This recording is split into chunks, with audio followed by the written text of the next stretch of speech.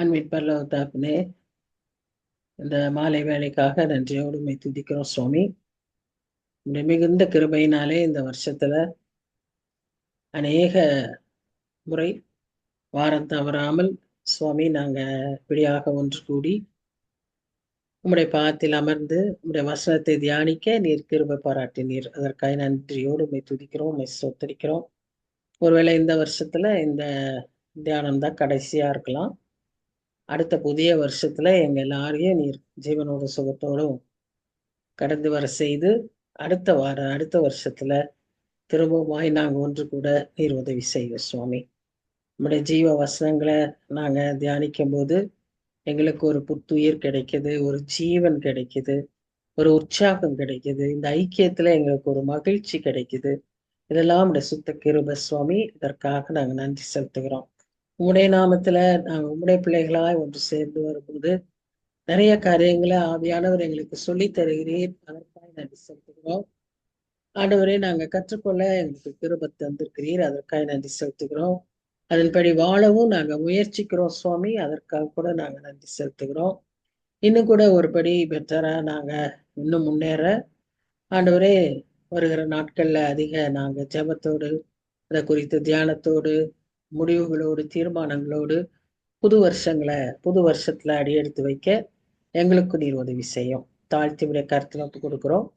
நீர் பொறுப்பேற்றுக் கொள்ளும் வழி நடத்தும். நேசிக்கிற இயேசு கிறிஸ்து மூலமாய் வேண்டிக் கொள்கிறோம் பிதாவே.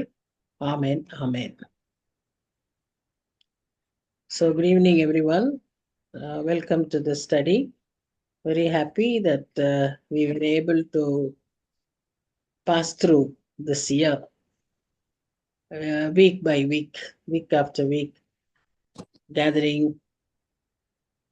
together and meditating the word of God in his presence.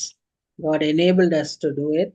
It was sheer grace, and we all in one accord, I'm sure you will also praise along with me and thank God with me. So we will now move on to the 1 Peter chapter 2. 1 பேதுரு 2ஆம் அதிகாரத்தை நாம் தியானிக்கலாம். அதுல இரண்டு காரியங்களை முக்கியமா பார்க்கணும். அதாவது முதல் 12 வசனங்களில செல்ஃப் இம்ப்ரூவ்மெண்ட். இன்னைக்கு நிறைய செல்ஃப் இம்ப்ரூவ்மெண்ட் ப்ரோக்ராம்ஸ் இருக்கு இல்லையா? அது மாதிரி பேதுரு கூட இந்த முதல் 12 வசனங்கள்ல நாம் தனிப்பட்ட விதத்துல எப்படி இன்னும் பெட்டர் ஆக முடியும், இன்னும் கிறிஸ்துவை போல் ஆக முடியும், நாம் யார், நம்மை குறித்தும் அதிகமாக அந்த 12 வசனங்களில அவர் பேசுகிறார். அதற்கு பின்பு சமுதாயத்தோடு நாம் எப்படி வாழ வேண்டும், அதற்கு முக்கியமான கோட்பாடுகள் என்ன அப்படின்னு சொல்லி அதை குறித்து அங்க பேசுகிறார். ஆக மொத்தம் இந்த சாப்டர்ல அவர் முக்கியப்படுத்துகிற காரியம் என்னன்னு சொன்னா சப்மிஷன் அண்ட் ஒபீடியன்ஸ்.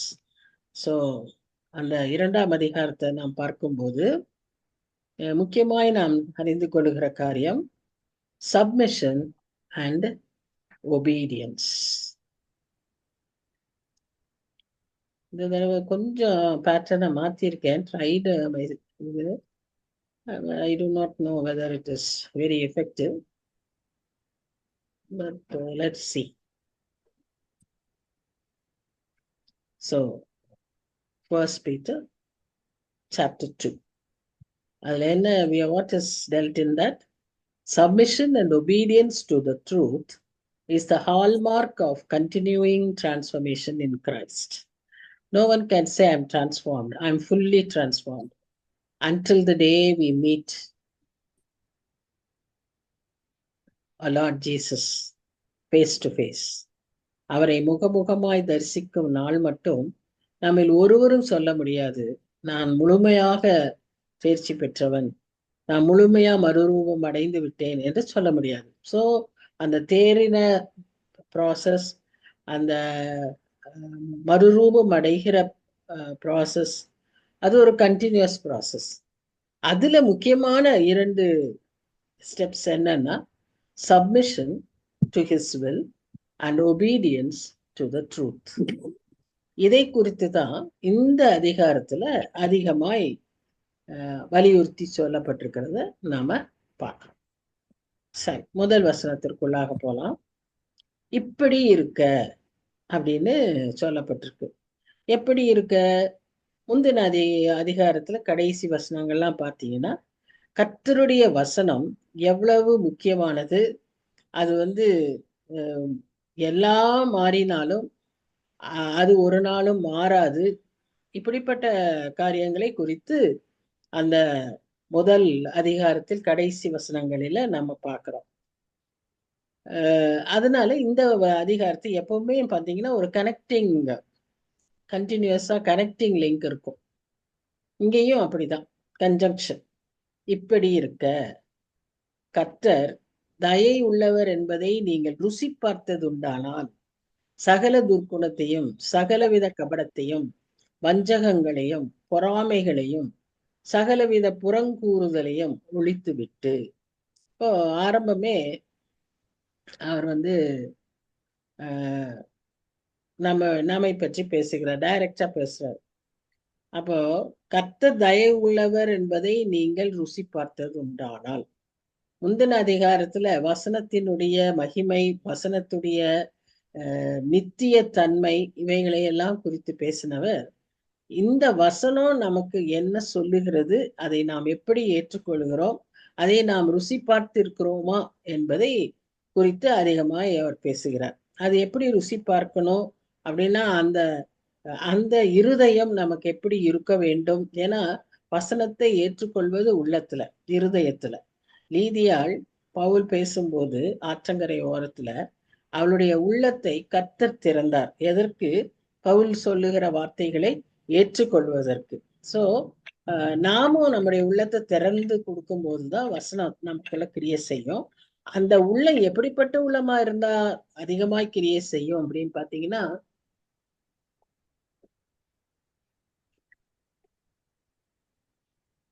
ஒரு விதை கூட பலன் கொடுக்கும்போது எல்லா விதையும் ஒரே மாதிரி கொடுக்கறது இல்லை. 30, 60, 100 அது எல்லாமே அந்த சாயில பொறுத்து, நிலத்தின் தன்மையை பொறுத்து. அதே போலதான் நம்முடைய உள்ளத்திலையும் நாம் அதை ஏற்றுக்கொள்ளும் போது எவ்விதமாய் ஏற்றுக்கொள்கிறோம். இட் இஸ் ஸோ நம்ம உள்ள எப்படி இருக்கணுமா? தாழ்மை உள்ளதா இருக்கணுமா? உண்மை உள்ளதா இருக்கணுமா? வசனம் சொல்லுவதை செய்வதற்கு ஆயத்தமாய் சித்தமாய் இருக்கணுமா? So it's the word of God, to have its effect, it needs a humble, honest and a willing heart. வசனம் நமக்கு வளர்ச்சிக்கு மிக மிக அவசியம். ஏன்னா அதுதான் நமக்கு பாதைக்கு வெளிச்சம். அதுதான் நமக்கு சொல்லும், இது சரி, இது தப்பு. நிறைய சமயம் இட் வில் கன்விக்ட், உணர்த்தும். ஸோ வசனம் தான் நம்ம வளர்றதுக்கு அதிகமான தேவையான ஒரு காரியம். இதை நாம் சிறு குழந்தை எப்படி ஒரு பால் குடிக்கிறதற்கு அவ்வளோ ஆர்வமா இருக்குமோ, அப்பதான் குடிச்சிருக்கோன்னு ஒரு அந்த 10 மினிட்ஸா மறுபடியும் கேட்கும். அந்த மாதிரி நம்ம we must be having that desire to drink this pure milk of the word. ஆனா இதே ஒரு சமயத்துல நம்ம பார்க்கிறோம், கொரிந்தியர் புத்தகத்துல 3ஆம் அதிகாரத்துல பவுல் சின்ன சிறு குழந்தைகளை போலவே நம்ம அந்த பாலையே குடிச்சுக்கிட்டு இருக்க கூடாது, நம்ம வளரணுங்கிறாரு. ஆனா பேசிக்கா அடிப்படையில முதல் அடி வைக்கிறதுக்கு, அந்த முதல் வருஷம் வளர்றதுக்கு அதுதான் ரொம்ப important time of growth for a child. அதுக்கு ரொம்ப இம்பார்ட்டன்ட் எதுனா மில்க் தான். ஸோ அந்த வசனத்தை, அடிப்படை சத்தியங்களை நம்ம கற்றுக்கொண்டிருந்தோமானால் தான் மேல மேல மேல நாம என்ன செய்ய முடியும்? வளர முடியும். So we must have an appetite for God's food. நமக்குள்ள ஒரு ஒரு ஒரு பேஷனேட் டிசையர் இருக்கணும் to read the word of God. நீங்களே உங்களை பற்றி கொஞ்சம் யோசிச்சு பார்த்தீங்கன்னா, ரட்சிக்கப்பட்ட தொடக்கத்துல நம்ம எப்படி வேதத்தை வாசிச்சோம், இப்போ எப்படி வேதத்தை வாசிக்கிறோங்கிறது நமக்கு தெரியும், ஒரு வித்தியாசம் தெரியும். அந்த அந்த முதல்ல இருக்கிற ஆதி அன்பு கர்த்தர் நம்ம இடத்துல கேட்கிறார். அது குறையிறது நமக்கு தெரியாம அது குறையுது. அதனாலதான் கர்த்தர் அந்த வசனங்கள் மூலமாவே நம்மோடு பேசுகிறார். எபேசு சபைக்கு அவர் சொன்னார், உன்னிடத்துல ஒரு குறை உண்டு, உன்னிடத்தில் அந்த ஆதி அன்பு குறைஞ்சிருச்சு. நம்ம எதுக்காக அப்புறம் ரெண்டாவதாக அந்த வசனத்தை வாசிக்கிறது எதற்காகவாவது நம்ம வாசிக்கிறோம். அநேக சமயங்களில நம்ம வசனத்தை வாசிக்கும் போது ஏதாவது நமக்கு ஒரு வாக்குத்தத்தம் கிடைக்காதா, ஏதாவது ஒரு ஆறுதலான வசனம் கிடைக்காதா அப்படின்னு சொல்லி அந்த வசனத்தை வாசிக்கிறோம். தவறே கிடையாது. அதுதான் நமக்கு ஆதாரம், அதுதான் நமக்கு சப்போர்ட், அதுதான் நமக்கு வந்து என்னது பலன். ஆனா அதே சமயத்துல இது வசனங்கிற ஒரு இது ஜீவன் உள்ளது, இது நம்முடைய வார்த்தை, ஆண்டவர், வார்த்தையாகிய ஆண்டவர் அப்படின்னு நினைச்சு அந்த வசனத்தை நேசத்தோடு பாசத்தோடு வாசிப்போமானால் அது இன்னும் அதிக பிரயோஜனமாய் நமக்கு இருக்கும். குழந்தைகளுக்கு இந்த வசனம் ஒரு பாலாட்டம் இருக்கும், வளர்ந்தவர்களுக்கு இந்த வசனம் ஒரு நல்ல இறைச்சி உணவாட்டம் இருக்கும். ஸோ ஒவ்வொருத்தருக்கு ஏத்த மாதிரி இந்த வசனங்கள் நம்மோடு இடைப்படும். அது நம்ம நல்ல எக்ஸ்பீரியன்ஸ், நம்ம சொந்த எக்ஸ்பீரியன்ஸ் அதுதான். அது மாத்திரம் இல்ல, ஒவ்வொரு காலகட்டத்திற்கும் ஏற்ற மாதிரி அந்த வசனங்கள் பேசக்கூடும்.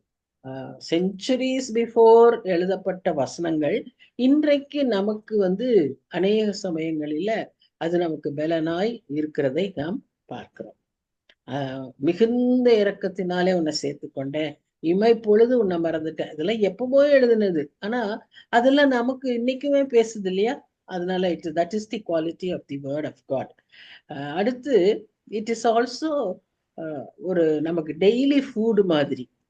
அப்பம் அப்பம் மாதிரி மத்தேயு 4:4 வாசிக்கிற மாதிரி வார்த்தை தான் அப்பம். நமக்கு இது அப்பம்.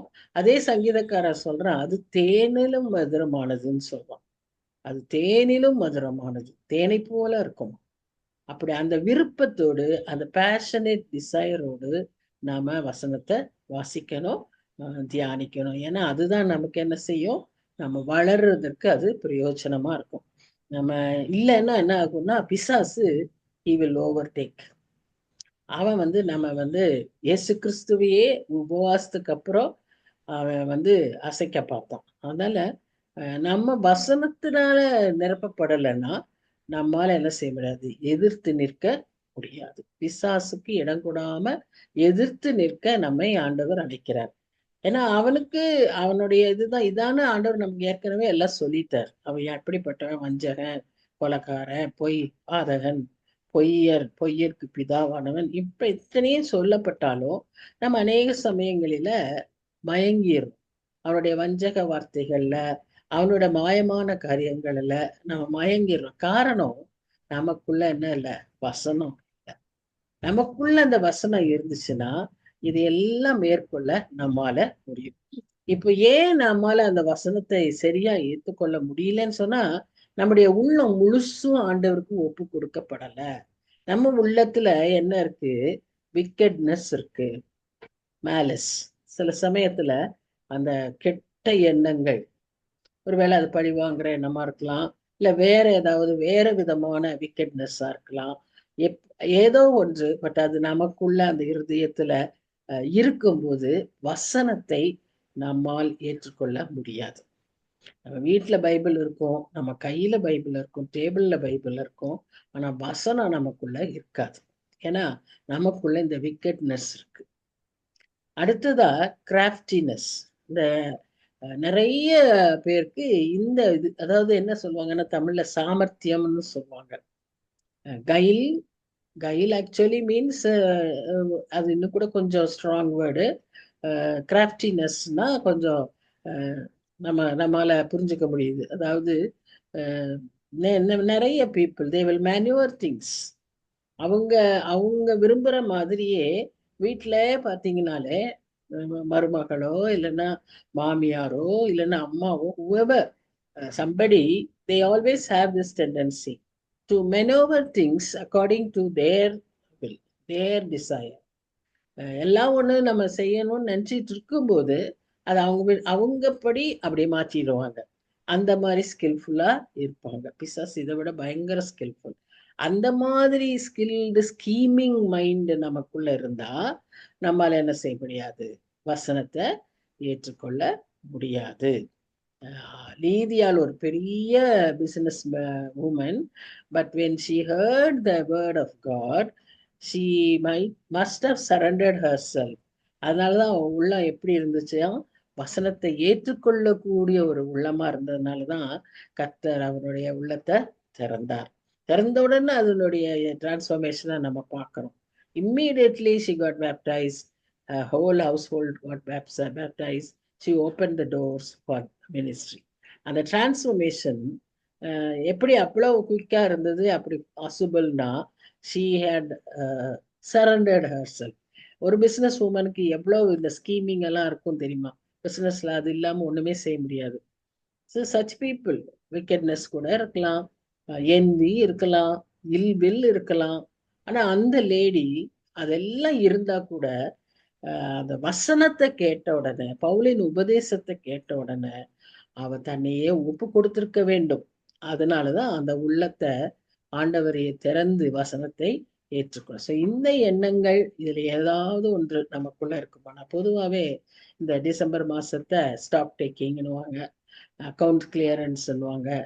அதாவது நம்முடைய எல்லா வருஷ கடைசிங்கிறதுனால ஓரளவுக்கு நம்மை நாமே சீர்தூக்கி பார்க்கிற ஒரு நாட்கள். நிறைய கிறிஸ்தவ குடும்பங்கள் லென்ட் டேஸ்ல தான் அது செய்வாங்க. But we are also called to do that even during these days, in these days of Advent, when our Lord is going to come on this world as a babe. Just before that, Catholics, Syrian Christians, இவங்க எல்லாருமே fasting இருந்து இந்த நாட்கள்ல they will observe like Lent. அவங்க they will take account of their own lives. அப்படி செய்வாங்க. அது போல நாமும் கூட நம்முடைய உள்ளங்கள்ல ஒருவேளை நல்லதெல்லாம் நம்ம பெற்றிக்கொள்ளலாம் இல்லையா? அது என்னவா இருந்தாலும் சரி, யார்கிட்ட இருந்தாலும் சரி, நலமானதாய் தோன்றுகிறதை நாம் பற்றிக்கொள்ள அழைக்கப்படுகிறோம். இதெல்லாம் நம்முடைய ஆவிக்குரிய வாழ்க்கைக்கும் அது பிரயோஜனமா இருக்கும். ஒருவேளை நம்ம ஃபாஸ்டிங் பண்ணி நம்மளால இருக்க முடியலன்னாலும் நாமே சீர்தூக்கி பார்த்து, கர்த்தர் எவ்வளவு தூரம் என்ன நடத்தியிருக்கிறாரு, நான் இதுல எல்லாம் குறைஞ்சிருக்கேன், நான் இதெல்லாம் இம்ப்ரூவ் பண்ணணும் அப்படின்னு நம்ம இந்த நாட்கள்ல பண்ணுவோம். அப்ப நமக்கு இந்த வசனத்தின் மேல அதிக வாஞ்சை இல்லாதது, இல்லைன்னா வசனத்தை ரொம்ப படிக்க முடியல, தியானிக்க முடியல, தட்டையா இருக்கு அப்படின்னா அதுக்கு காரணம் என்னன்னா, நமக்குள்ள இருக்கிற இவ்விதமான ஒரு ஆட்டிடியூட்ஸ், இந்த விதமான தேவையற்ற குணாதிசயங்கள் நமக்குள்ள இருந்துச்சுன்னா it will cause loss of appetite. இப்போ நம்ம சரீரத்துக்கு நம்ம பார்க்குறோம்ல, நமக்கு ஏன் லாஸ் ஆஃப் அப்பிடைட்?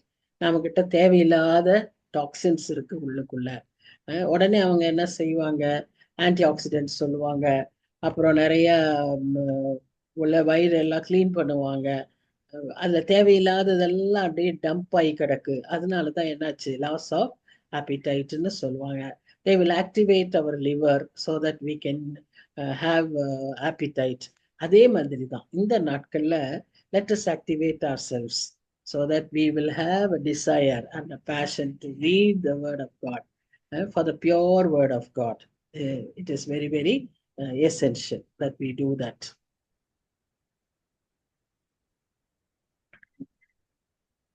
இந்த வசனத்தை சிலர் இதுக்கு விசேஷமா யங்ஸ்டர்ஸ் ஏன் அதை வெறுக்கிறாங்கன்னு சொன்னா, it may sometimes seem to be very harsh.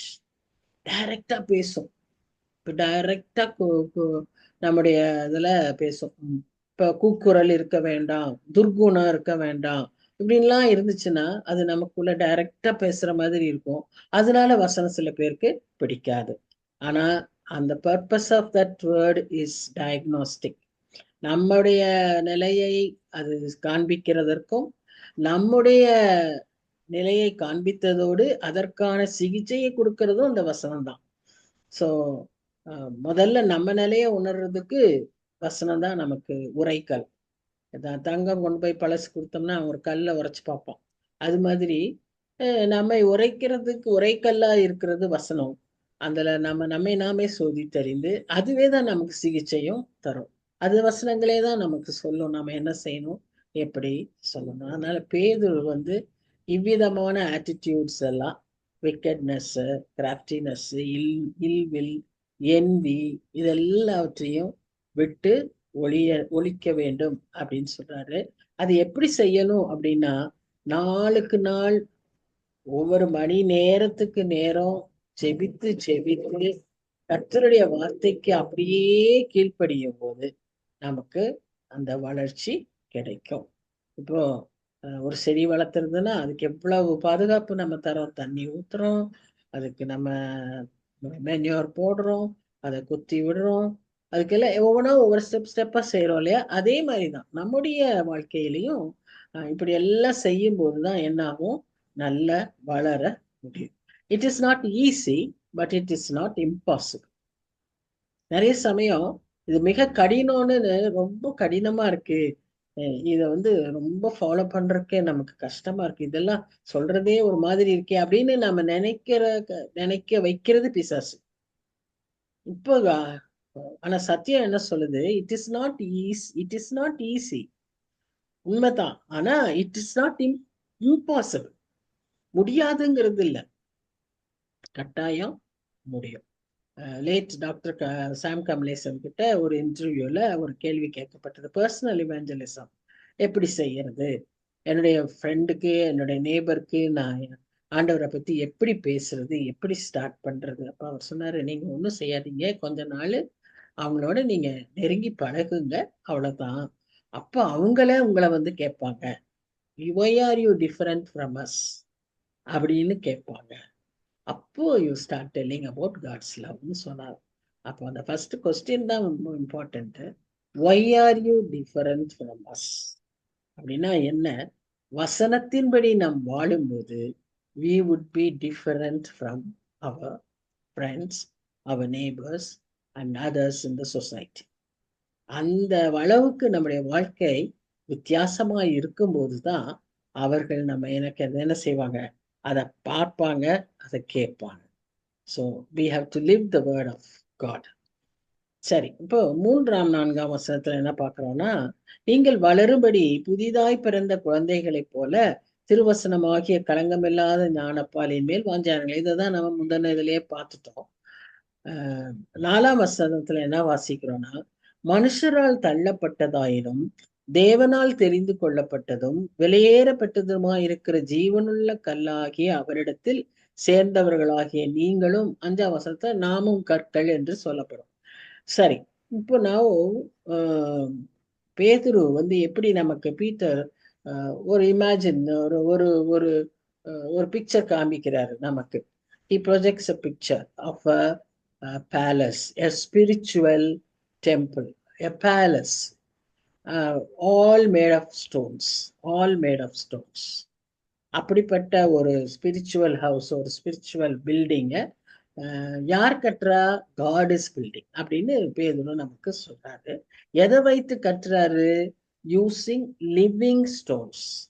பாருங்க, a stone has no life, இல்லையா? நாங்க எங்களோட ஃபர்ஸ்ட் இயருக்கு என்னோட ஸ்டூடெண்ட்ஸ்க்கு ஃபர்ஸ்ட் கிளாஸ்ல difference between a living organism and அ நான் லிவிங் திங் அதை தான் முதல்ல கேட்போம். இப்போ அவங்கள சொல்லுவோம் எதெல்லாம் லிவிங், எதெல்லாம் நான் லிவிங்.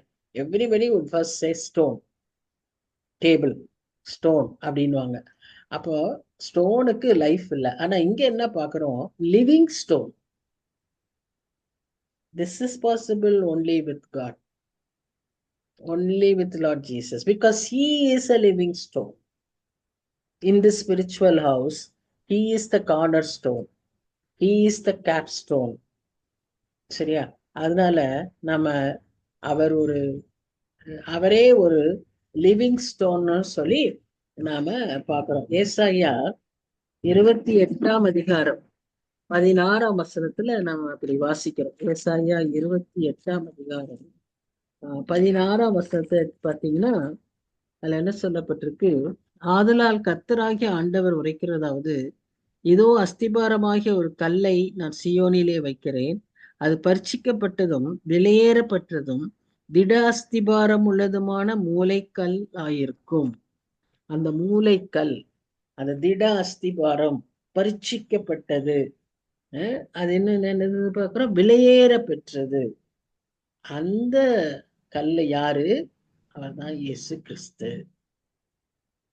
மக்கள் தள்ளின கல் தான் மூளைக்கல் ஆயிட்டுன்னு சங்கீதம் 118:22 வாசிக்கிறோம். ஸோ அந்த மூளைக்கல் அந்த கல் மேல எப்பவுமே பிப்ளிக்கலா நம்ம பார்த்தோம்னா any building according to that we find that which is built on a rock would stay forever, would stand any storm. அதான் நம்ம வாசிக்கிறோம் இல்லையா? பாறையின் மேல் கட்டினவன் புத்தி உள்ளவன், மணல்ல கட்டுறவன் புத்தி இல்லாதவன். இன்னைக்கு நம்ம நிறைய இந்த இந்த இதோடைய கான்ட்ராஸ்டா நம்ம நிறைய பார்க்கிறோம். எவ்வளவு பில்டிங்ஸ் அப்படியே இப்போ சீட்டு கட்டு உடைஞ்ச மாதிரி விழுந்துருது. இன்னைக்கு கட்டப்படுகிற அநேக அபார்ட்மெண்ட்ஸ், கம்பெனிஸ், இந்த ஒரு ஸ்ட்ராங் விண்ட் வந்துச்சுன்னா, ஒரு ஃப்ளட் வந்துச்சுன்னா, they simply collapse because the foundation is not strong. இங்க நமக்கு ஃபவுண்டேஷன் திட அஸ்திபாரம். அந்த அஸ்திபாரம், அந்த கல் எப்படிப்பட்டதான்? பரிசிக்கப்பட்டதான், விலையேற பெற்றதும், அஸ்திபாரத்துக்கு தகுதியானதும். அந்த கல்லு தான் இயேசு கிறிஸ்து. அவர் தான் ஜீவனுள்ள கற்கள், ஜீவனுள்ள கல்லாகி அவரிடத்தில். he is the living stone. சரியா? அப்போ இந்த கட்டப்படுகிற பில்டிங் என்ன, எப்படிப்பட்ட building? It's a spiritual building. அதுல யாரு கற்கள், எதனால் கட்டப்படுது? நம்மை போன்ற living stones make up that spiritual temple. So இப்போ ஒரு இஸ்ரேல் ஆர் ஜெருசலேம் அங்க இருக்கிற ஒரு டெம்பிளும் இப்ப நம்மையும் யோசிச்சு பார்த்தோம்னா, ஒரு கம்பேரிசன் ஆட்டம் பார்த்தோம்னா, Israel had a temple, Christians are the temple. Christians டெம்பிளுக்கு அதுக்கு என்ன வித்தியாசம்னா, கிறிஸ்டியன்ஸ் டெம்பிள் இஸ் ஸ்பிரிச்சுவல். இப்ப நம்மை சொல்றோம், நம்மை பற்றி கிறிஸ்டியன் போது நம்மை பற்றி சொல்றோம், it is spiritual. As much as God chose the temple of Israel, each and every living stone has been chosen by God. We are chosen by God. தெரிந்து கொள்ளப்பட்டவர்கள். அதான் வசனம் பார்க்கிறோம். மனுஷரால் தள்ளப்பட்டதாயினும் தேவனால் தெரிந்து கொள்ளப்பட்டது. இது இயேசு கிறிஸ்துவை பற்றி சொல்லப்படுது. அதே இது நமக்கும் பொருந்தும். we are also chosen. இன்னும் பின்னால வருகிற 2-3 வசனத்துல இந்த தெரிந்து கொள்ளப்பட்டதுங்கிற வார்த்தை chosenங்கிறத பேதுரு ரொம்ப வலியுறுத்தி சொல்லுவார். அதே போல அந்த அந்த டெம்பிள்ல பிரீஸ்ட்ஸ் இருந்தாங்க, ஆசாரியர்கள் இருந்தாங்க. நாமும் இன்றைக்கு ஆசாரியர்களாய் இருக்க அழைக்கப்படுகிறோம். நாம் ஆவிக்குரிய கற்களாய், ஜீவனுள்ள கற்களாய், ஆவிக்குரிய மாளிகையை எழுப்பத்தக்கதாக ஆலயமாக நாமே இருக்கிற வேளையில நாமே ஆசாரியர்களாகவும் அந்த ஆலயத்துல இருக்கிறோம். எப்படி நம்ம ஆசாரியர்களா இருக்கிறோம்? Through our intercessory prayer. What is the role of a priest? bringing God to people and taking people to God. During intercession, that is what happens. நாம மன்றாட்டு ஜபங்கள் செய்யும் போது நாம செய்யற காரியம் என்ன? கர்த்தரை பற்றி, கர்த்தருடைய பதில்களை மனுஷருக்கு சொல்றோம். அதே சமயத்துல மனுஷருடைய காரியங்களை we represent to God. அந்த வேலை ஆசாரிய வேலை. அந்த வேலைக்கு நாம தெரிந்து கொள்ளப்பட்டிருக்கிறோம். அதை நாம் நடைமுறையாய் செய்து கொண்டு இருக்கிறோம். இப்பவும் நாம அந்த மாதிரி ஒரு வாழ்க்கையில தான் வாழ்ந்து கொண்டு இருக்கிறோம். அப்படி வாழாவிட்டால், அப்படி ஒரு இன்டர்செசரி பிரேயர் எக்ஸ்பீரியன்ஸே நமக்கு இல்லைன்னா, high time we start doing that. When only we pray for others, our needs will be met by God. யோபு வாழ்க்கையில அந்த மாதிரி தான் நம்ம பார்க்கிறோம். But I request you, not because your needs would be met that you should pray, but because you are a chosen one, you are a living stone in the living temple where Jesus is the cornerstone. We are chosen to be the priest. அதனால அந்த priesthood, அந்த ப்ரிவிலேஜ நாம விட்டு விடக்கூடாது. அன்னைக்கு ஆசாரிய கூட்டம் எவ்வளவு ஸ்பெஷலா தெரிந்து கொள்ளப்பட்டது. அழைக்கப்பட்டாலே ஒழிய அங்க வரவே முடியாது, அவங்க செய்யவே கூடாது. உசியா ராஜா அலட்சியப்படுத்தினா அவன் தலையில நெற்றியில குஷ்டம் வந்துச்சு. அவ்வளவு sacred it was. But that was opened, that access is opened for us by the blood of Jesus Christ. இன்னைக்கு பாக்குறோம் இல்லையா, நியூஸ்ல எல்லாம் பாக்குறோம். சாங்டம் சாங்டோரத்துக்கு எல்லாரும் போயிட முடியாது, தடைகள் விதிக்கப்படுகிறதை பார்க்கிறோம். ஆனா நமக்கு எந்த தடையும் இல்லை. நேர பிதாவின் இடத்துல போக முடியும், பரிந்து பேச முடியும், ஜெபிக்க முடியும், மன்றாட முடியும், பதில்களை பெற்றுக்கொள்ள முடியும், அவரை துதிக்க முடியும், ஆராதிக்க முடியும். God has opened that way for us. So that is the privilege of being a priest in this world. Even in the next world we would be. Next world na eternity we would be. சரி, அப்போ இதுல இன்னொரு வேலை அவங்களுக்கு ஆசாரியருக்கு என்ன, அந்த டெம்பிள்ல தேவர் offering sacrifices. They offered offerings and sacrifices. அதாவது காணிக்கையும் பலிகளையும் செலுத்தினார்கள். இப்போ நாமும் இந்த உலகத்துல இப்படி இருக்கும் போதே we are also offering sacrifices. We are also expected to offer sacrifices. And when we offer sacrifices, what is more expected? It should be accepted by God. முதல் சாக்ரிஃபைஸ்லயே நம்ம அதை பார்த்துட்டோம் இல்லையா? அது கர்த்தருக்கு பிரியமானதா இல்லைன்னா அதை நம்ம செய்யறதுல பிரயோஜனம் இல்லை, கர்த்தர் அதை அங்கீகரிக்க மாட்டார். அப்போ நம்முடைய சாக்ரிஃபைஸ் எப்படியா இருக்கணும்? அது கர்த்தருக்கு பிரியமானதா இருக்கணும், அக்செப்டபிள் சாக்ரிஃபைஸா இருக்கணும். அப்ப what are those acceptable sacrifices? நம்ம சாக்ரிஃபைஸ் பண்றோன்றப்போ அது எது நமக்கு அக்செப்டபிளா இருக்கும் அப்படின்னு பார்த்தா, முதல்ல ரோமர் 12ஆம் அதிகாரம் 1-2 வசனங்கள். அதாவது நம்முடைய சரீரத்தை நாம் என்ன செய்யணும்? ஜீவ பலியாய் அவருக்கு நாம் ஒப்பு கொடுக்க வேண்டும். We have to surrender ourselves as a living sacrifice. Take my life and let it be. Take my hand and let it be. Take my tongue and let it be. Take my riches and my wisdom. Everything. Lord, I surrender. Submission. Lord, I surrender. அந்த தான் first ஜீவபலி. அது அவருக்கு மிகவும் அது அவருக்கு மிகவும் பிரியமானது. அந்த வசனத்தை நம்ம அப்படிதான் வாசிக்கிறோம். தேவனுக்கு உகந்த பலியாகும்.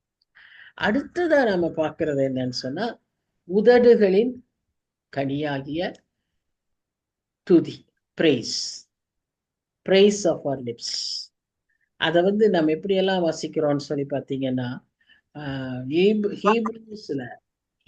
13:15 அதை உதடுகளின் கனியாகியன்னு பார்க்கிறோம். ஓசியா 14:2 அது உதடுகளின் காளையாகிய அப்படின்னு பார்க்கிறோம். ஐசையா 57:19 உதடுகளின் பலனாகிய அப்படின்னு பார்க்கிறோம். இது எல்லாமே சங்கீதம் 119, 108 நம்ம என்ன வாசிக்கிறோம்? நீங்க இத 119, 108 உற்சாக பலிகள், அங்க உற்சாக பலிகளாய் அதை நாம் பலி செலுத்தும் போது சோர்வோட, ஏதோ கடமைக்காக, அலட்சியத்தோடு, God never accepts all that. நம்ம காயினுடைய காணிக்கையிலிருந்து அது எல்லாமே கற்றுக்கொள்கிறோம். அந்த உற்சாகம் இருக்கணும், சந்தோஷம் இருக்கணும், முழு மனதோடு செய்யணும், சோசன் செலக்ட் பண்ணணும், கர்த்தருக்கு பெஸ்ட் கொடுக்கணும், சரண்டர் பண்ணணும். இது எல்லாமே நம்ம அந்த ஃபர்ஸ்ட் சாக்ரிஃபைஸ்லயே நமக்கு ஆண்டவர் எல்லாம் சொல்லி கொடுத்துட்டாரு. ஸோ நம்ம காணிக்கை செலுத்தும் போதும் சரி, பலிகள் செலுத்தும் போதும் சரி, இவ்விதமாய் செலுத்த வேண்டும். அது one of the way of sacrifices by praise, praising God. நல்லா யோசிப்போம், நம்ம how long do we take to praise God, and how meaningful is our praise? That also is a question. Mechanically, as people do sometimes, are we praising, just reciting, or மற்றவங்க ஒரு slogan சொல்ற மாதிரி நாம சொல்லிட்டு இருப்போமா? அல்லது உண்மையாகவே அர்த்தமுள்ளதாய் நம்முடைய துதிகள் இருக்கிறதா? நம்ம உள்ளத்துல சொன்னாலும் சரி, வாயில சொன்னாலும் சரி, அது அர்த்தமுள்ளதாய் நாம் சொல்ல அழைக்கப்படுகிறோம். அடுத்த சாக்ரிஃபைஸ் என்னன்னு சொன்னா குட் ஒர்க்ஸ், நற்கிரியைகள். இதையும் கர்த்தருக்கு மிகவும் பிரியமான ஒரு பலி. இதையும் நம்ம Hebrew 13:16 பார்க்கிறோம், மத்தேயு 5:16 பார்க்கிறோம். நம்ம நற்கிரியைகளின் வெளிச்சம் பிரகாசிக்கணும்னு சொல்லி. 1 தீமோத்தேயு 6:18 பவுல் அவருக்கு ஒரு ஆலோசனையை சொல்றாரு. 1 தீமோத்தேயு 6:18 அதுல என்ன அவர் சொல்றாருன்னு பாத்தீங்கன்னா, நற்கிரியைகளிலே ஐஸ்வர்யவான்களா. ஒரு இடத்துல நம்ம பார்ப்போம், பரலோகத்துல பொக்கிஷத்தை சேர்த்து வைங்கன்னு சொல்றோம். இங்க என்ன சொல்றாரு, நற்கிரியைகள்ல நீங்க ஐஸ்வர்யவான்களா இருங்க அப்படின்னு. So it is very, very important that we do good works.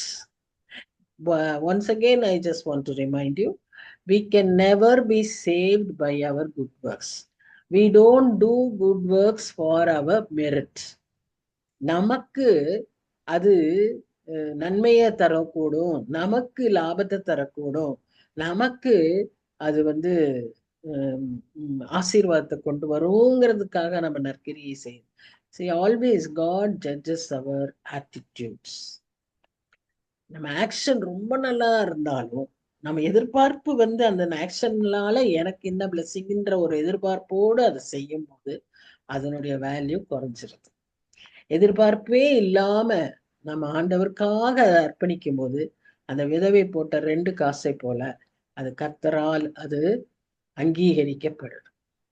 அந்த மரியாள் நலத தைலத்தை உடைத்து போட்டாங்க இல்லையா, அதை எப்படி கர்த்தர் அங்கீகரிச்சாரு? ஏன் அங்கீகரிச்சாரு? எல்லாத்தையும் she crossed the boundaries. அவங்க எதையும் பார்க்கல. அந்த அந்த அந்த கிரௌட்ல அப்படி வரலாமா, வராத புரோட்டோகாலே கிடையாது. ஆல் அவுட் ஆஃப் இது. But she faced everything because அந்த passion, அந்த love, that freedom she got. அவங்க அந்த அனுபவிச்ச அந்த விடுதலை, அதனால என்ன பண்ணாங்க, she took the opportunity to anoint Jesus Christ. All out of boundaries. She let her hair down. She wiped his feet with the hair. அவங்க ஜூயிஷ் விமென் பப்ளிக்ல அவங்க ஹேரை லெட் டவுன் பண்ணவே கூடாது. பெரிய கூட்டத்துல அவங்க உள்ள வரவே கூடாது. They have no place at all. Women always kept behind the screen. ஆனா she crossed everything because her love was so passionate. இன்னைக்கு நாம அப்படி உண்மையான ஒரு விடுதலையை அனுபவிக்கிறவர்களாய் இருப்போமானால் நாமும் அந்த விதமாய் தான் இருப்போம். நமக்கும் அந்த ஒரு தைரியம் வரும். We get that courage. We will forget everything else.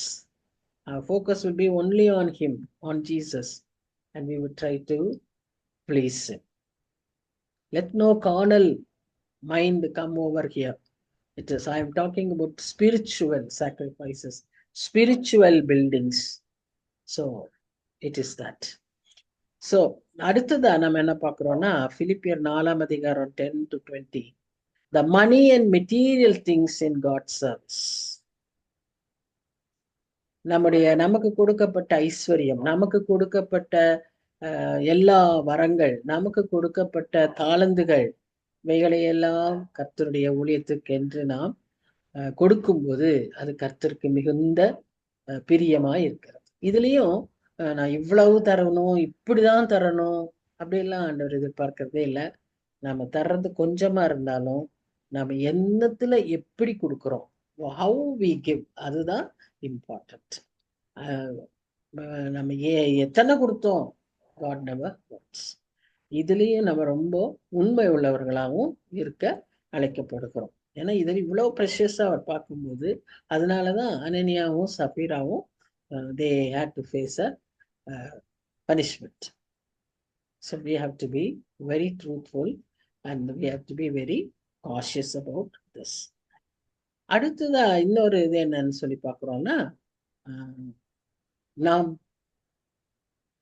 சேர்க்கிற ஆதாயப்படுத்துகிற ஆத்துமாக்கள், அதுவும் ஒரு சாக்ரிஃபைஸா தான் அவருடைய மகிமைக்கென்று அவர் அதை பார்க்கிறார். அது ரோமர் 15ஆம் அதிகாரம் 16ஆம் வசனத்துல பேதுரு தான் இதெல்லாம் எழுதுறாரு. ஆனா பவுலுடைய திங்கிங்கும் பேதுருடைய திங்கிங்கும் ஒரே மாதிரி இருக்கு. நிறைய இடங்கள்ல ரெண்டு பேருக்கும் அப்படியே பேரலா அவங்க சொல்ல வரும்போது ஒரே மாதிரி என்டாஸ் பண்ண மாதிரியே இருக்கிறத நாம பார்க்கிறோம். இங்க பாத்தீங்கன்னா அந்த 15ஆம் வசனத்துல சொல்வாரு, புறஜாதியாராகிய பலி. இவருடைய காலே என்ன? புறஜாதியாருக்கு சத்தியத்தை சொல்வது, புறஜாதியாரை இயேசுவண்டை அழைத்து வருவது. இங்க அவர் அதை எப்படி அவர் அதை சொல்றாரு? புறஜாதியார் ஆகிய பலி. So the souls that we win for Christ also becomes a kind of sacrifice, because whatever we may do, we will do it only for the glory of God. அப்ப அந்த மாதிரி நம்ம செய்யும் போது it is all accepted by God. இப்ப இந்த corner stone பற்றி ரொம்ப பேசணும் இல்லையா? அந்த கார்னர் ஸ்டோனுடைய ஸ்ட்ரக்சர் இதுதான். இன்றைக்குமே அந்த corner stone of Jerusalem temple எல்லாம் இடிஞ்சு போயிடுச்சு. 70 AD டைட்டஸ் வந்து தீர்க்க தரிசனத்தை நிறைவேற்றும்படியாக, இயேசு கிறிஸ்து சொன்ன வார்த்தைகளை நிறைவேற்றும்படியாக ஒரு கல் மேல் இன்னொரு கல் இராதபடிக்கு இடித்து போட்டிருந்தாலும் அங்க அந்த கார்னர் ஸ்டோன் இன்னும் அப்படியே இருக்கிறதாக சொல்லப்படுகிறது. அந்த கார்னர் ஸ்டோனோட வந்து எப்படி அதோடைய வெயிட் எவ்வளவுன்னா 80 tons. அந்த ஒரு ஸ்டோனோட வெயிட் வந்து 80 tons. 39 அடி 4 inches லெங்த், 7 அடி 10 inch அகலம், 43 inches டால். ஸோ இந்த விதமான உயரமுள்ள இவ்விதமான ஒரு கல்லுதான் அந்த ஆலயத்திற்கு அஸ்திபார கல்லாய் இருந்தது. இன்னைக்கு நாம வீடை கட்டும்போது break the ground and lay the corner stone, அதுக்கு ஒரு பெரிய நம்ம ஒரு முக்கியத்துவத்தை கொடுக்குறோம். அந்த கல் அது அவ்வளவு ஸ்ட்ராங்கா இருக்கணும். ஏன்னா this stone only decides the angles and the dimensions of the building that we are going to build. Engineers அதுக்கே அவ்வளவு முக்கியத்துவம் தராங்கன்னா, இதுதான் எந்த ஆங்கிள் கட்டணும், எந்த டைரக்ஷன்ல கட்டணும், எவ்வளவு உயரத்துல கட்ட முடியும், அந்த ஸ்ட்ரெங்க் எல்லாம் based on this foundation stone. நாம எதுல நம்முடைய வாழ்க்கைய அஸ்திபாரப்படுத்துகிறோம்? நம்முடைய அஸ்திபாரம் எது? எல்லா அஸ்திபாரமும் மணல் தான். என்னோட அஸ்திபாரம் கிறிஸ்து தான் அப்படின்னு நம்ம சொல்றோம். ஆனாலும் கூட இன்னும் கூட ஒரு பர்டிகுலர் கேள்வி என்னன்னா, ஏன்னா இந்த வேதம் பாருங்க பொக்கிஷம் மாதிரி, இதை டிக் பண்ணி நம்ம டிக் பண்ணிக்கிட்டே இருக்கலாம். You will get new revelations. நம்ம கிறிஸ்துவின் அஸ்திபாரமா இருக்கலாம், கிறிஸ்து மேல அஸ்திபாரமா, கிறிஸ்துவனுடைய டீச்சிங்ஸ் மேல அஸ்திபாரமா? கேள்வி. Are we laying foundation on the Christian teachings or on Jesus himself? So let's think about it. What is wrong if we lay a foundation on Christian teachings? யோசிச்சு பார்ப்போம். இந்த நாட்கள்ல இதையெல்லாம் கொஞ்சம் நாம தியானிப்போம். இந்த கேள்விகள்லாம் நமக்குள்ள கேள்விகளை உண்டாக்கட்டும். நல்ல தியானிப்போம், ஆண்டவர்கிட்ட கேட்போம், ஆவியானவர் நமக்கு உதவி செய்வார். இப்போ ஒரு மாளிகையை கட்டணும்னு சொன்னா, ஒரு ஆலயத்தை கட்டணும்னா, ஒரு பில்டிங்கை கட்டணும்னா 4 முக்கியமானது. ஒன்று ஃபவுண்டேஷன், அதான் பேசிக். அடுத்தது அந்த பில்டிங். இங்க வந்து ஒரு சர்ச், சபையை கட்டுறாரு, சர்ச். 3வது ப்ளூ பிரிண்ட்ஸ், அதாவது எங்கெங்க எது வரணும்னு இன்ஜினியர் வச்சிருக்கிற blue print. That is the God's plan. And who is the builder? God. இதுல நாம பார்த்து என்ன? we are just stones. We are just stones, but not just stones. We are very precious stones. ஏன்னா we can become a stepping stone for somebody, or we can become a stumbling stone for somebody. So our life should be very, very careful.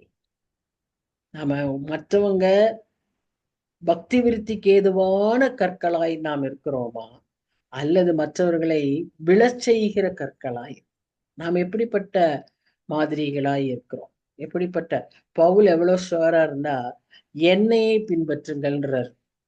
இயேசு கிறிஸ்து சொன்னாரு என்னை பின்பற்றுங்கள், right. Pavul சொல்றாரு என்னையை பின்பற்றுங்கள். How sure he should have been that he has fully followed Jesus Christ. So we must also at least மற்றவங்களுக்கு சொல்லலைன்னாலும் நாம நம்முடைய வாழ்க்கையில அப்படிப்பட்ட ஒரு ஜீவனுள்ள கற்களாய் நாம் இருக்க அழைக்கப்படுகிறோம். சரி, இப்ப நாம ஓகே, நாம ஜீவ கற்கள், நம்ம எல்லாம் ரைட்டு. இங்க பாருங்க, எல்லாம் பத்தி ஆசாரிய கூட்டமாகவும் கட்டப்பட்டு வருகிறேன். இதை பற்றியே இப்பவே நான் எக்ஸ்பிளைன் பண்ணிட்டேன். இப்பதான் அந்த வசனம் இருக்கு. பட் எனிவே, இப்ப இந்த லிவிங் ஸ்டோனு, நாம ஜீவனுள்ள கற்கள் அப்படியே நாம இருந்துட்டோம்னா நாம பில்டிங் வந்துருமா? இல்ல. It has to be laid in the proper place. It has to be chiselled. சிலதெல்லாம் உடைப்பாங்க இல்லையா, உடைச்சு அந்த ஷேப்புக்கு ஏற்ற மாதிரி விற்பாங்க. அப்புறம் அதை ஃபிக்ஸ் பண்ணுவாங்க. இப்ப அதற்கெல்லாம் நாம என்ன செய்யணும்? விட்டு கொடுக்கணும். அதுதான் ப்ராசஸ் ஆஃப் சாங்டிஃபிகேஷன். இந்த ஆவிக்குரிய மாளிகையை கட்டுறதுக்கு ஆண்டவர் தான் பில்டர். அவர் கட்டுறப்போ அதுக்கு சில இதெல்லாம் செய்வாரு. அது செய்யும் போது அதுக்கு நாம என்ன செய்யணும்? இணங்க வேண்டும். இணங்கும் போது அந்த கற்கள் எல்லாம் சரியா வைக்கப்படும். அந்த 70 AD டைட்டஸ் அந்த டெம்பிளை இடிக்கும் போது ஒரு கல்லுக்கு இன்னொரு கல்லுக்கு இருக்கு நடுவுல இது இல்லையா, என்னது, வாட் யூ கால், சிமெண்ட் இல்லையா. It was all laid with gold dust. அங்க அதுதான் அதுக்குள்ள இருந்துச்சு. அப்படின்னா பல பல பல பல பலன்னு இருந்திருக்கும் அந்த டெம்பிள். அதையெல்லாம் எவ்வளவு சுரண்ட முடியுமோ சுரண்டிட்டு, சுரண்ட முடியாததெல்லாம் எரிச்சுட்டாங்க. நம்ம அந்த மாதிரி ப்ரெஷியஸ் பீப்புள். நம்ம எப்படியாதான் வைக்கிறாரு. ஒவ்வொரு soul that repents and come to Jesus Christ would be laid as a stone in the spiritual palace. அது புதுசா வரும்போது அதுக்கு ஒரு ட்ரைனிங் கொடுத்து, அதுக்கு ஒரு ஷேப்பிங் கொடுத்து இது பண்ணும். நமக்கு ஒரு விதமான ஷார்ப்பனிங் ஷேப்பிங் இருக்கும். ஆனா அதை கட்டப்படுறது எப்படிப்பட்டதா இருக்கும்னா, நித்தியமாய் கட்டப்படுகிற மாளிகையா. ஹியூமன் பில்டிங்ஸ் இன்னைக்கு கொலாப்ஸ் ஆகி விழுகிறத பார்க்கிறோம். அதே சமயத்தில் இந்த ரோமன் கொலோசியம், இன்னும் பல பல ஹிஸ்டாரிக்கல் மான்யூமெண்ட்ஸ், அதெல்லாம் அத்தனை செஞ்சுரிஸ் பேக் கட்டப்பட்டது. இன்றும் இருக்கிறது. அது இருக்கிறது, பார்க்க முடியுது. அது as a monument you are able to visit, you are able to see. So எவ்வளவுதான் கட்டியிருப்பாங்க. மனுஷராலே இப்படி கட்டப்படும் போது இது நித்திய மாளிகை, ஆவிக்குரிய மாளிகை, ஆண்டவரால கட்டப்படுது. அப்ப எவ்வளவு தெரிந்து கொள்ளப்பட்ட கற்களை எடுத்து எவ்வளவு ஷேப் பண்ணி அதை வைப்பாங்க. You are one among that. What a privilege to be a part in that spiritual palace. God trusts you. God has chosen you. How wonderful it is, isn't it? Our life has such a meaning. இதெல்லாம் தெரியாம தான் என்னப்பா வாழ்க்கை, என்ன அப்படித்தான் அப்படின்னு நம்ம சொல்றோம். பார்த்தீங்களா, எவ்வளவு வருத்தமா இருக்கும் ஆண்டவருக்கு. உன்னை பத்தி நான் எவ்வளவு பெருசா வச்சிருக்கிறேனே, நீ எவ்வளவு ப்ரெஷியஸ், உன் வாழ்க்கை எவ்வளவு முக்கியம், உனக்கு இந்த வாழ்க்கையை நான் வச்சிருக்கேனேன்னு அவர் சொல்லும் போது நாம அதை அப்படியே லைட்டா எடுத்துக்கிறது. It is really making God to grieve. So we should be careful. And when we come to Christ, we are transformed. அதுதான் நடக்குது. ஓகே, இந்த இடத்துல பாருங்க, தெரிந்து கொள்ளப்பட்டதும் விலையேற பெற்றதும் மூளைக்கல்லை சியோனில் வைக்கிறேன். இது கார்னர்ஸ்டோனை பத்தி. அதின் மேல் விசுவாசமா இருக்கிறவன் வெட்கப்படுவதில்லை என்று வேதத்திலே சொல்லி இருக்கிறது.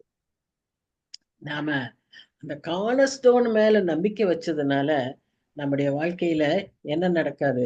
எதுவுமே குறையவிருக்காது, எந்த தீங்கும் வராது. பெஸ்ட் எக்ஸாம்பிள்ஸ் நம்ம பார்க்கிறோம். சமாரிய பெண்ணை பார்க்கிறோம். யோவான் 4ஆம் அதிகாரத்துல நாம பார்க்குறோம். அவளுடைய பேக்ரவுண்டு, அவளுடைய ஹிஸ்ட்ரி எல்லாம் ரொம்ப அக்செப்டபிள் கிடையாது. But then, even then, God took time to talk to her. God took time to be with her. God took time to reveal himself to her. Who is the true God? அவ தெரியாம இருக்கா. அவளுக்கு உண்மை தேவனை காண்பிக்கிறார். ஜீவ தண்ணீரை காண்பிச்சு. அதே மாதிரி தான் அந்த விபசாரத்தில் ஆகப்பட்ட அந்த ஸ்திரீ. In God there is no condemnation. He will never put us to shame. That is our hope. So God is such a loving God and such a wonderful God. அவர்கிட்ட வர்றவங்களை அவர் தள்ளவே மாட்டார். ஏன் நமக்கு பக்கத்துல இருக்கிறவங்களுக்கே நம்மை பற்றி என்னன்னு தெரியாது. He will not reveal. God knows everything in and out about us, in and out about you, but he will never reveal. Such a wonderful God. மனுஷர்கிட்ட அப்படி நம்ப முடியுமா? மனுஷரை நம்ம அப்படி நினைக்க முடியுமா? என்ன சொல்ல போறாங்களோ, என்ன பேசுவாங்களோ, என்னை பற்றி என்ன சொல்லுவாங்களோ, இப்படியே நம்ம யோசிக்கிறதுக்கு வாய்ப்புகள் உண்டு. இன்னும் நாங்க இருந்த ஒரு வீட்டுல எங்க ஒரு நெய்பர் இருந்தாங்க. அவங்க அவங்களுக்கு ஒரு மாதிரி லோ செல்ஃப் எஸ்டீம் எப்பவுமே. 2 பேர் யாராவது பேசி சிரிச்சுட்டாங்கன்னா உடனே அவங்க நினைச்சுப்பாங்க அவங்கள பற்றி தான் பேசுறாங்க. It can happen among human beings, but God will never reveal. God will never put us to shame.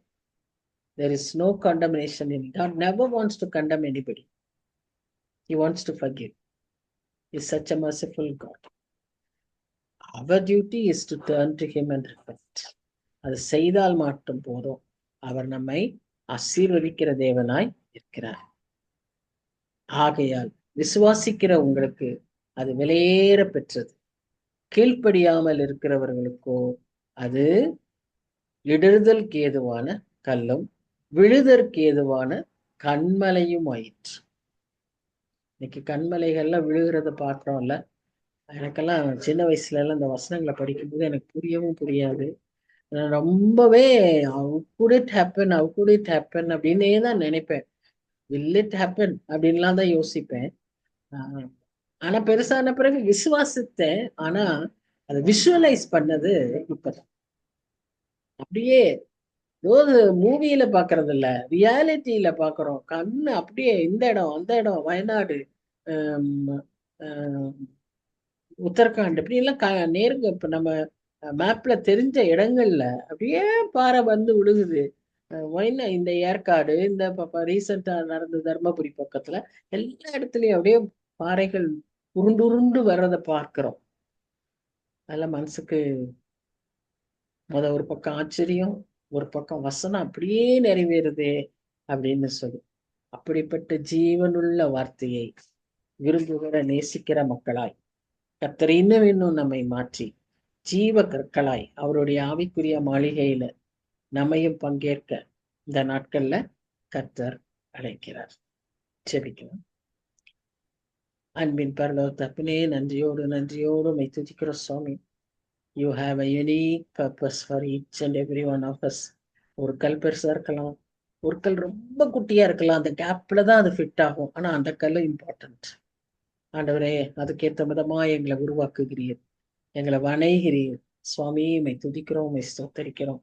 இந்த வாழ்க்கையில நாங்க எத்தனை வருஷங்க இருக்கிறோம்ன்றத விட நாங்க எப்படி உருவாக்கப்பட்டிருக்கிறோம், எப்படி நாங்க ஆண்டவரே உடைய மாளிகையில நாங்க அதுல ஃபிட் ஆவோம் என்பதுதான் ரொம்ப ரொம்ப இம்பார்ட்டன்ட் சுவாமி. இந்த நாட்கள்ல எங்களுக்கு இதெல்லாம் கற்று தந்திருக்கிறீரே, இதற்காக நன்றி செலுத்துகிறோம். நீ உள்ளத்தை போல எங்க உள்ளத்தை நீ திறந்து வைத்திருக்கிறீர், அதற்காக நன்றி செலுத்துகிறோம். அதற்கேற்ற இருதயத்தை எங்களுக்கு தாரும், இன்னும் தாழ்மையை கற்றுத்தாரும் சுவாமி. நீர் கற்று தந்தாதான் எங்களுக்கு தாழ்மை ஆண்டவரே. இல்லைன்னா நாங்களே பெருசா தாழ்மையா இருக்கிறோம் நினைச்சே பெருமையாயிருவோம் சுவாமி. ஆண்டவரே, நீர் எங்களுக்கு உதவி செய்யுங்க, எங்களுக்கு கற்றுத்தாங்க. நாங்க இன்னும் உம்மை போல தாழ்மையா இருக்க, இன்னும் உம்மை போல ஆண்டவரே உண்மையா இருக்க, இன்னும் உம்மை போல சுவாமி எல்லா துர்குணங்களும் நீங்கினவர்களா இருக்க இந்த வருஷ கடைசியில எங்களை நாங்க ஒப்பு கொடுக்கிறோம் சுவாமி. ஆசீர்வதிங்க. நாங்க நல்ல நீர் விரும்புகிற மாளிகைகளாய் பிரஷியஸ் ஸ்டோன்ஸா நாங்க உருவாக்கப்பட இந்த புதிய வருஷத்துல அடியெடுத்து வைக்க எங்களுக்கு நீர் கிருபை தாரும். உம்முடைய கரத்துல ஒப்பு கொடுக்கிறோம், பொறுப்பேற்றுக் கொள்ளும். நேசிக்கிற இயேசு கிறிஸ்து மூலமாய் வேண்டிக் கொள்கிறோம் பிதாவே. ஆமென், ஆமென். Thank you. Thank you, ma'am. Thank you, Annie. This Thank is you, ma'am. yeah, thank you. God bless you. This is the announcement that இதுதான் கடைசி கிளாஸ். நம்ம ஸ்டடி நம்ம நெக்ஸ்ட் இயர்ல 7th அன்னைக்கு we will meet again. Next year 7th January 2025. So until then, may God protect us. May God be with us. Help us to enjoy the Christmas and step into the new year with His blessings. Thank you, ma'am. Advance Merry Thank Christmas you, ma'am. And Happy Happy New New Year. Year. Thank you, ma'am. Thank you, ma'am. Thank you so much. Thank you so